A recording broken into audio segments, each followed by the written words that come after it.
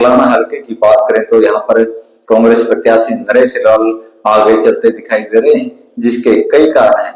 जब कांग्रेस ने प्रत्याशी की घोषणा नहीं की थी, तभी से लोगों की जुबान पर एक बात आ गई थी कि अगर नरेश लाल को कांग्रेस अपना प्रत्याशी बना देती है तो चुनाव एक तरफा बन जाएगा।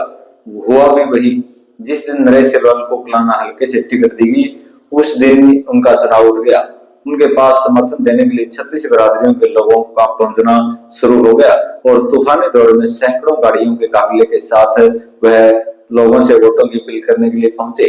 मतदाताओं ने उन्हें सिर आंखों पर बिठाया और गांव में पहुंचने पर भव्य स्वागत हुए, जिससे उकलाना हल्का कांग्रेस में नजर आने लगा। अब सट्टा बाजार की बात करें तो सट्टा बाजार में नरेश लाल शुरू से ही फेवरेट बने हुए हैं। नरेश लाल को जिस दिन कांग्रेस प्रत्याशी बनाया गया, उसी दिन उनका चुनाव उठने के कारण वह सट्टा बाजार में फेवरेट हो गए। यानी सट्टा बाजार में नरेश लाल की एक तरफा जीत दिखाई दी, जो अभी बरकरार है। सट्टा बाजार के अनुसार नरेश लाल लगभग 50,000 से ज्यादा मतों से विजयी होते दिखाए जा रहे हैं। सट्टा बाजार में उकलाना हल्के से नरेश लाल की जीत को लेकर पूरे हरियाणा में फेवरेट हो चुकी है।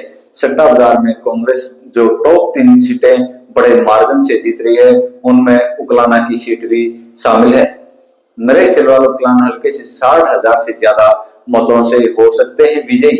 जी हाँ, उकलाना हल्के में कुल 2,16,000 के लगभग मतदाता हैं, जिसमें से 1,10,000 जाट मतदाता हैं। एससी और बीसी वर्ग पहले से ही कांग्रेस पार्टी के साथ जुड़ा हुआ है और एससी और बीसी वर्ग के मतदाताओं को कांग्रेस पार्टी का पुराना वोट बैंक माना जाता है, जिस कारण नरेश लाल एससी और बीसी में पहले से ही बहुत मजबूत हैं। वहीं जाट मतदाता जो पहले जेजेपी व इनेलो के साथ होता था, अब दोनों पार्टियों के कमजोर होने के कारण जाट समाज अब लगभग कांग्रेस पार्टी की ओर डाइवर्ट हो चुका है। माना जा रहा है कि लगभग 90 से 95% जाट मतदाता अब कांग्रेस पार्टी के साथ आ चुका है। माना जा रहा है कि उकलाना हल्के में जाट समाज के लगभग 1,10,000 मतदाता हैं, जिसमें से लगभग 75 से 80,000 पोलिंग होने की उम्मीद है, जिसमें से 70,000 जाट मतदाताओं का आशीर्वाद नरेश लाल को मिलता दिखाई दे रहा है। नरेश लाल 1 लाख से 1,10,000 वोट हासिल कर सकते हैं।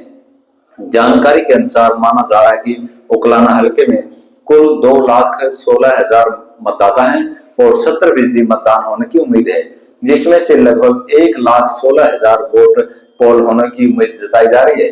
नरेश लाल को 36 बिरादरी के लोगों का साथ मिल रहा है, जिस कारण माना जा रहा है कि नरेश लाल अकेले 1 लाख से लेकर 1,10,000 तक वोट लेने जा रहे हैं। बाकी में जेजेपी, इनेलो, आम आदमी पार्टी व अन्य 15,000 वोटों तक सिमट जाएंगी।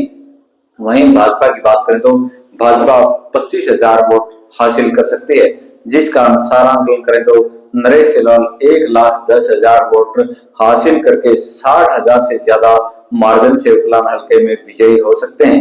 वहीं अगर इसी तरह भाजपा के वोट बैंक में कांग्रेस प्रत्याशी नरेश लाल ने सेंधमारी जारी रखी और भाजपा डैमेज कंट्रोल नहीं कर पाई तो 10 दिन में नरेश लाल अपनी जीत के 60,000 के मार्जिन को बढ़ाकर 80,000 तक भी ले जाने में कामयाब हो सकते हैं।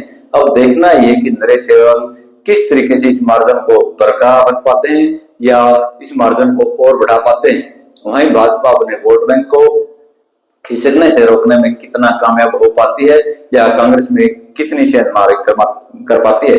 पासाराम धत्रवाल, राजनीतिक विश्लेषक।